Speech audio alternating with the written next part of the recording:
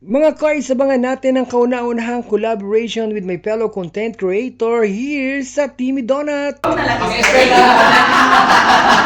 naisip na yung food vlogging is para talaga sa akin. Kain natin, sarap na yung mga natin. Tapos sa kabilang banda, Yung content creation po ngayon ay isang paraan para po makapaghanap buhay.